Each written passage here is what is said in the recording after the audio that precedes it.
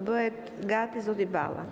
E nderuara drejtuese seancës, kam përshtypjen se është në interes gjithë qytetarëve të opinionit publik që sa herë në këtë sallë shtrohen pyetje në interes qytetarëve, në interes pronave publike të qytetarëve, të ligjeve që pengojnë vjedhjen e parave, fondeve publike apo trojeve publike të qytetarëve, t'i jepet 1 minutë kohë apo 30 sekonda kohë më shumë deputetëve që i shtrojnë këto pyetje, sepse rrallë herë në këto 8 muaj apo 9 muaj të kësaj legjislature të re kemi dëgjuar që të flitet për çështje me rëndësi për qytetarët shqiptar.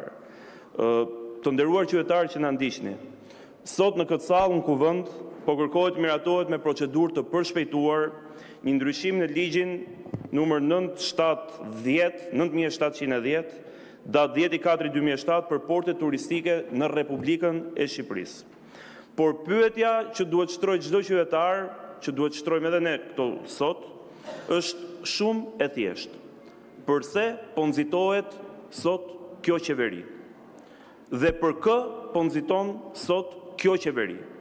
Sepse për shqiptarët asnjëherë nuk e kemi parë të nxitojë për të ulur çmimin e naftës, nuk kanë nxituar për të shpëtuar fermerët nga falimentimi, nuk kanë nxituar për ilaçet e pacientëve me kancer, nuk kanë nxituar për të ndalur pastrimin e parave që po shkatron në mënyrë permanente ekonominë tonë, e nuk kanë nxituar kurrë për të mbrojtur industrinë pason që po mbyllet çdo ditë e më shumë. Sigurisht, kjo qeveri për herë nxiton kur vjen puna ke klientët e saj strategjik, apo ke grupet e saj kriminale strategjike, apo ke klientët e saj të preferuar.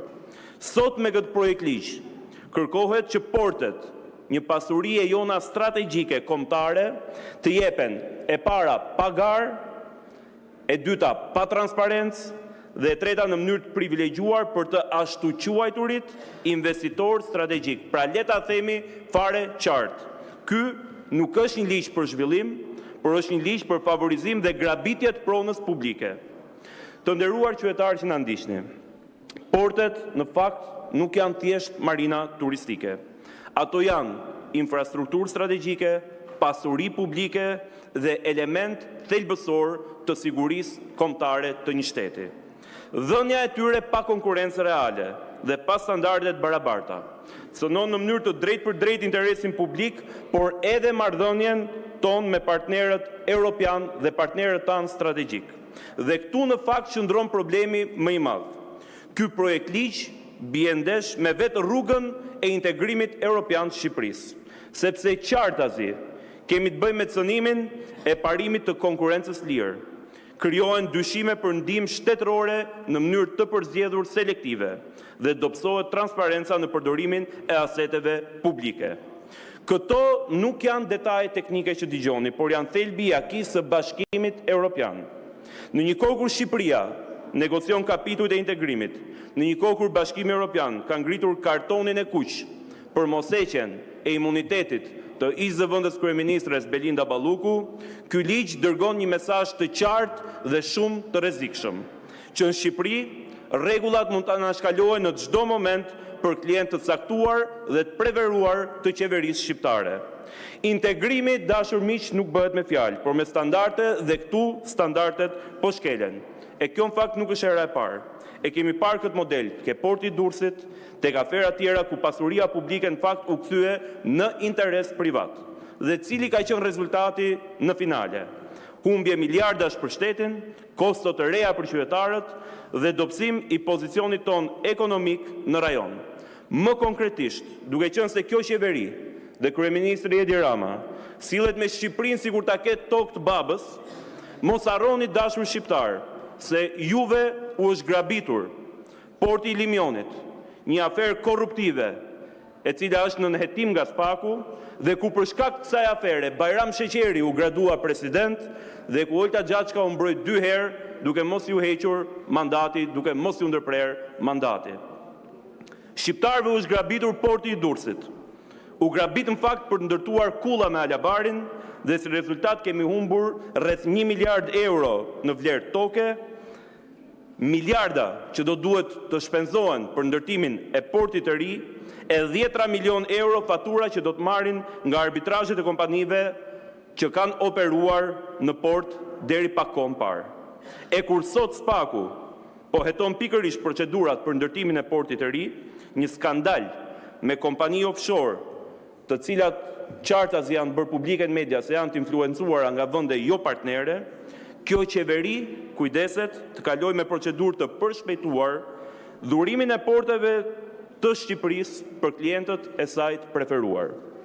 Sot, në fakt, kjo qeveri në vend që të reflektojë, kërkon ta institucionalizojë këtë model.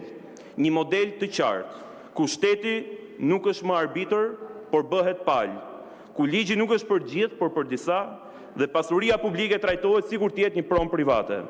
Të dashur qytetarë shqiptar, kjo nuk është reformë, por kjo është një kapje totale e shtetit. Nëse e miratojmë këtë ligj sot, ne nuk po ndërtojmë marina turistike, por po ndërtojmë një precedent të rrezikshëm për kapjen e çdo aseti publik nesër nga ata që dikur hiqeshin si dashnorët e drejtësisë së re dhe sot na janë kthyer në dashnorët e integrimit evropian që në fakt po shkelin çdo dispozit apo rekomandim të vetë Bashkimit Evropian. Ju faleminderit. Ibrahima, keni kërkuar fjalën prap? Faleminderit.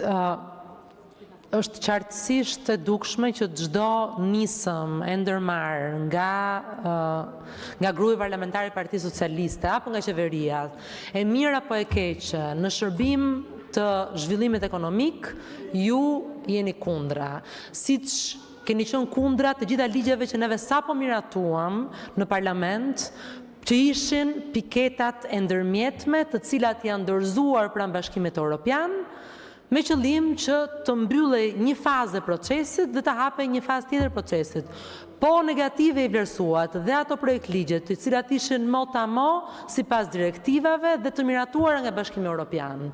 Ishit kundra dhe projekt ligjit që para disa javësh u propozua nga një deputet i majorancës për ndryshimet në ligjin për qeverisjen elektronike, sepse përmendet si rast një kompani potenciale që ishte mbrapa atij projekt ligji, që po priste të miratojë projekt ligji me qëllim që të hapej një shaha e përbashkët dhe të vidheshin sistemet shqiptare, nuk ndodhi.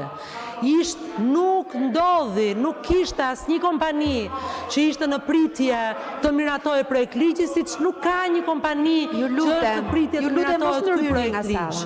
Por janë nisma ligjore të cilat ne bëjmë me qëllim nxitjen e zhvillimit ekonomik, me qëllim nxitjen e ekonomisë, e cila qartësisht po ecën në mënyrë të përshpejtuar, e cila qartësisht ka hapur vende të reja pune, e cila qartësisht ka lejuar që të rriten pagat, e cila qartësisht ka lejuar që të rriten pensionet, e cila është e pandalshme pavarësisht gjithë llumit që ju përcjellni.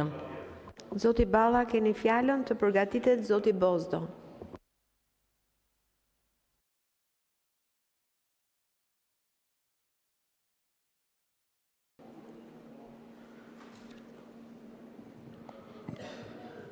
Zoti Kliçi, ju ndoqa me vëmendje,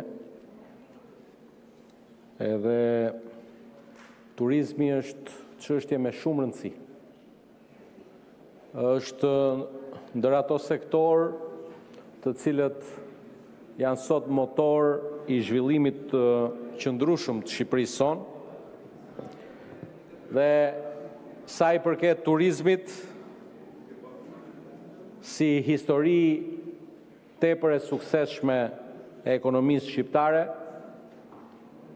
sepse për ne 5 gjëra i ka sjell turizmi.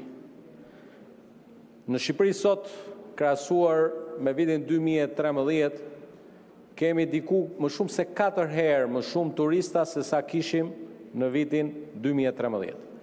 Nëse bashkë me vëllezërit tanë kosovar dhe ata të Maqedonisë Veriut apo të Preshevës bëheshin diku ke 3 milion turist, në vitin e kaluar shënuam mbi 12 milion. E dyta, turizmi, zoti Kliçi, sjell më shumë punë. Sot, numri të punësuarve në sektorin e turizmit, patjetër. E treta, sjell më shumë të ardhura. E katërta, sjell më shumë mirëqenie. Dhe e pesta, për ata që bërtasin, po ikin, sot Shqipëria ka një ofertë për diasporën për të rikthyer. Paketa e maleve, apo dyfisho biznesin tënd, janë mundësi reale të cilat shumë vëllezër e motra shqiptar diasporës po i përdori. Tani, me qenë se hyra ke ky krahasimi i pa krahasueshëm në fakt në shifra dhe si ta doni ju me 2013. Kemi gjetur një prodhim të brendshëm bruto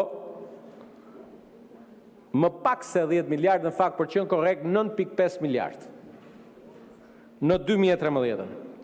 Jemi sot 27 miliard, nuk gjet dot një vend tjetër në Ballkanin Perëndimor, jo, po dhe më gjërë se kaq, që ta ketë trefishuar ekonominë e vet brenda kësaj kohe.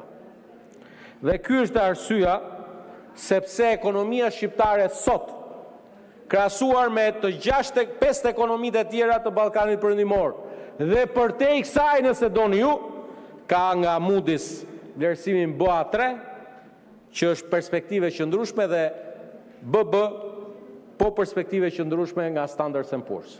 Ekonomia që sot ka notën më të mirë sa i përket 2 agjensive më të vlerësuara të vlerësimit të ekonomisë, Standard & Poor's dhe Moody's. Dhe ne kemi një parashikim me rritje për 3.5%, e që unë sot këtu, edhe si kryetari shumicës,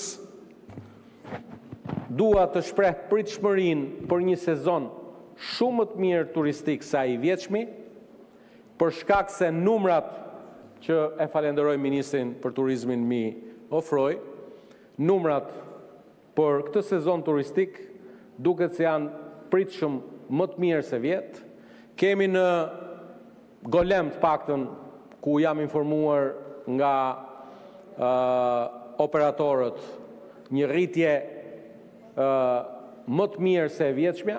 Jemi diku ke 60% të rezervimet të plota për ato që punojnë me operatorët, dhe ndërkohë që një pjesë e operatorëve tanë, pra ofruesve tanë shërbime turistike, nuk i japin paketat sepse i ruajnë për të në atë, le të themi, në atë shitjen me pakicë, që do të thotë që Shqipëria pret një sezon turistik ku mesazhi që duhet japi Kuvendi i Shqipërisë, një mesazh që e presin gjithë ata që jetojnë me turizmin, dhe mesazhi duhet jetë një mesazh mbështetje, një mesazh që të dënoj ngjarjet e dhunës. Kush mendon që mund të dëmtojë ekonominë e vendit duke djegur, duke sulmuar godina me molotov, duhet kuptoj që dëmton ekonominë e shqiptarëve, dëmton ekonominë e turizmit. Ne presim një rritje tjetër të prodhimit brendshëm bruto, që është ekonomia e shqiptarëve. Nëse sot jemi 27 miliard, në vitin 2030 ekonomia jonë do të jetë mbi 35 miliard euro. Dhe është i fakt që në fakt duhet edhe ta themi dhe ta pranojmë që kjo është ekonomia në letra. Ndërkohë që e dim shumë mirë që ende kemi një pjesë të ekonomisë që qarkullon përtej dhe është një normë e caktuar kudo në ekonomitë botërore, që unë mendoj që ekonomia jonë është përtej 40 miliard euro, ose do të jetë përtej 40 miliard euro. Dhe për të kthyer tek turizmi, se ju dëgjova me vëmendje, ju jeni djalë i studiuar jashtë, edhe që keni mundësi dhe të lëvizni. Po mirë, përse Porto Montenegro apo Korfuzi duhet i kenë këto porte turistike, ne s'duhet i kemi. Sepse ne s'duhet i kemi, ju kur ishit ju s'donit fare. Ju nuk lejonit fare, as varkat lëviznin në det, ishte një mendësie dikujt që vinte nga një zonë që nuk kishte det, dhe pa dyshim që nuk I donit varkat, e keni fobi varkën, edhe pse vetë lëviste me vark, edhe shionte Bregdet në Jonit, pa dyshim. Por, jo, të Jonit e Vila e Diti, Kloso. Kështu që në këtë këndvështrim, unë mendoj që ju duhet I mbështesni portet turistike, lërini këto mendësit e varkëtarit të varkës Enverit, mire ka Klosi, por e janë tek normat e reja, standardet e reja, dhe Shqipëria sot është një konkurent në tregun rajonal të turizmit. Nëse dikur nuk ishim fare në hartën e turizmit, sot ne konkurojmë. Rekordet në investimet e huaja direkte po tregojnë besimin e investitorëve ndërkombëtar, veçanërisht në sektorin e turizmit. Bani mend kur keni ikur në 2013-ën, nuk flitej më për branden turizëm se s'kishte. Sot vetëm kompania ndër më të mëdhat në botë dhe më e madhja në Spanjë, Melia, ka dhënë ose ka kontraktuar më shumë se 20 hotele brand name në Shqipëri. Vetëm një prej operatorëve. Dhe ndërkohë që Radisson Blu, Hilton, Park Hyatt e të tjerë o I kanë ngritur ose janë në proces kontraktimi. Ky është turizmi të cilin duhet ta mbështesim. Turizmi, ju thash, është motori më I madh I ekonomisë. E dini ju që nga turizmi ekonomia jonë ka marrë 5.4 miliard euro vetëm vitin e kaluar. 5.4 miliard. Do më dhënë, diku më shumë se gjysma e GDP-s që kishit ju në kohën tuaj, ne e marrim sot vetëm nga turizmi. Dhe rritja ekonomike, pa dyshim, edhe rritja që vjen nga turizmi, edhe të ardhurat të mëdha që vjen nga turizmi, po shkojnë jo vetëm për familjet që jetojnë nga turizmi, por natyrshëm që rritja të ardhurat na ka krijuar mundësinë edhe të rrisim pagat në sektorin shtetëror, po mbi të gjitha të çojmë më shumë para për ata që janë edhe pjesa më për zemër jona, pensionistët. Dhe është fakt që sot qeveria e Edi Ramës bën dhe transfertën më të madhe sa I përket mbështetjes së skemës së pensioneve, se po të hyj pastaj të flas se si e gjetëm skemën e pensioneve, në kohën tuaj ju e dini fare mirë që nëse ne nuk do të ishim marrë përgjegjësinë e madhe që rrisim vendin 2013-ën, në 1 janar 2014, ky vend nuk do të kishte mundësi të shpërndante pensione. Kjo është diferenca jonë, ju qeshni se për këtë ju paguajmë. Faleminderit. Zoti Këlliçi për replik dhe më pas zoti Gonxhe ka kërkuar fjalën. Monolog t'ishte I bazuar në fakte dhe në të vërteta që shqiptarët mund t'i prekin edhe mund t'i jetojnë këtu. U fol për turizmin dhe u fol për 5 komponent. U fol për 12 milion turistë që kanë ardhur në Shqipëri, për shqiptarët që na ndjekin ta kuptojnë, domethënë Shqipëria sot është pak a shumë rreth 2 milion banor. I bie që 6 fishi I gjithë banorëve të Shqipërisë, I gjithë shqiptarëve vjen si turist çdo vit në Shqipëri. Po të llogarisësh këtu 400 herë për turist kryeministrin e Shqipërisë që hyn e del brenda vitit me charter privat dhe sa herë hyn në Shqipëri e llogarisë turist, edhe mbrin ke 12 milionçe. Por po të bësh llogarit normale dhe jo me instatin e këtyre, por po të bësh llogari normale dhe që gjithë qytetarët shqiptar këtu jetojnë, në këtë vend jetojnë, e kuptojnë që kjo shifër është shumë e fryrë. Nga ana tjetër, u diskutua që turizmi, sektori turizmit në to 13 vite, qeverisjes madhe e rilindase, që prodhimin e vetëm, në fakt sektori turizmit duhet ishte shtylla e ekonomisë, vërtet, po shtylla e këtyre është pastrimi parave, ndërtim. U tha që turizmi ka sjell punë të ardhura, mirëqenie. Po si ka mundësi që ne vijojmë edhe në raportin e fundit sotëm dolëm që jemi vendi me të ardhurat dhe fuqinë blerëse më të ulët në rajon. Na ka kaluar Serbia, na ka kaluar Bosnia, na ka kaluar Maqedonia e Veriut. Si ka mundësi që prodhimi vendas është nditën më të zezë, këtu edhe qumshi, edhe mielli, edhe gruri importohet, sillet nga Serbia dhe nuk ke më prodhim vendas. Dhe si ka mundësi që të gënjehen qytetarët me këtë lloj kuraje të paimagjinueshme. Ndërkohë që përmendi diasporën dhe sot diaspora më e madhe apo investimi më i madh i kësaj qeverie janë 1.1 milion shqiptarët që në dekadën e fundit janë përzënë nga Shqipëria pikërisht se asgjë nga ato që tha parafolsi nuk ka lidhje me realitetin. Se nuk ka mirëqenie, nuk ka punë, nuk ka pagat larta, nuk ka siguri. Prandaj është boshatis Shqipëria dhe na ka shku diaspora, më shumë shqiptarë jetojnë jashtë se janë në Shqipëri. Faleminderit. Fjalën e ka zoti Bozdo. Më fal, zoti ministër keni fjalën, zoti Gonxha. Faleminderit. Faleminderit.